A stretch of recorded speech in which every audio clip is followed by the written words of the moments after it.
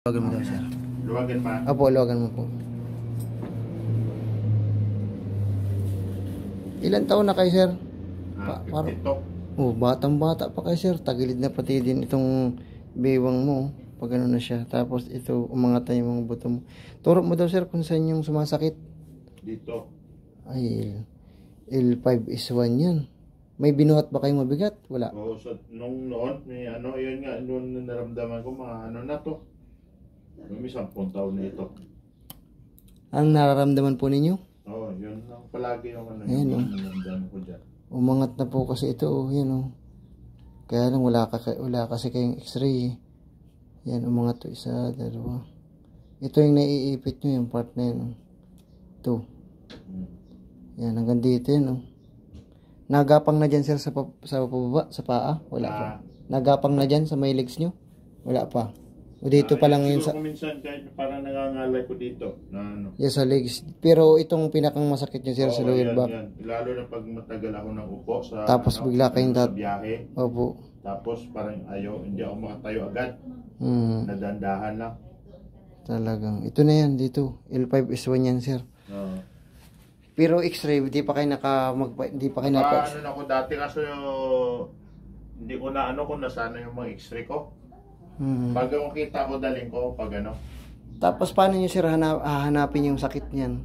Paano nyo hinahanap yung sakit? Ano po, anong position yung masakit yan? Sige daw, sir. Basta, ayan. Yan, pag inililiyad mo. Ayan isa.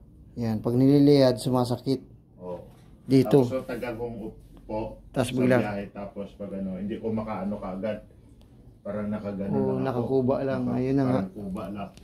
Meron na kayo, sir, yung herniated disc, yung naiipit na yung spinal disc mo, kaya yung spinal nerve mo, nakukompress siya. Sasakit talaga yun pag nagagalaw. Ayun nga. Ayan. Okay, dito na kayo, sir, sa ano. Ayan, mga kahilot, tapos na po namin hilutin yung likod. Kaya last part na po itong gagawin namin. So medyo busy po kanina, kaya hindi na po namin nakuhaan. Ayan. Nire-relax lang po namin yung dibdib at saka yung last part namin sa liig. Yan, yan mga kahilot.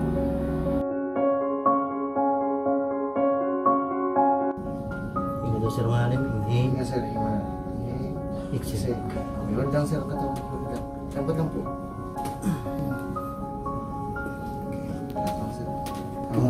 Wagsak lang, sir, katawan.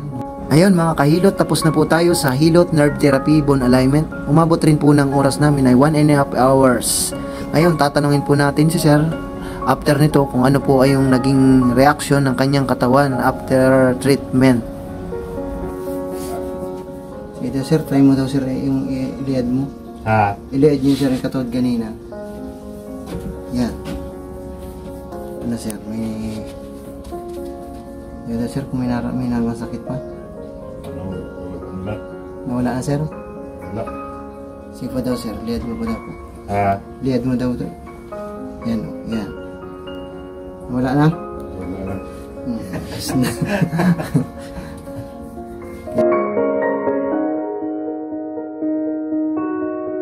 Okay, sir, magbuhat ng mabigat, ha? Ma-recover pa ito, 1 week to 2 weeks. Di na po kayo nagbubuhat. Kasi ito, sir, pag napabayaan mo, pwede na kayo na ito hindi makalakad. Pag nadurog yung spinal disc nyo dito, may iipit yung spinal nerve nyo. Yan ang magiging cause niyan. Nagpantay, naglubog na ito, ay. Yan. Sir, kumusta mong kiramdam? Okay na, sir? Ayun, mga kahilot, from Iloilo pa nga po pala si sir. So dumayo lang dito sa ating place para ipatreatment po yung kanyang lower back. Ayun, mga kahilot, tapos na po tayo. Ingat po kayo.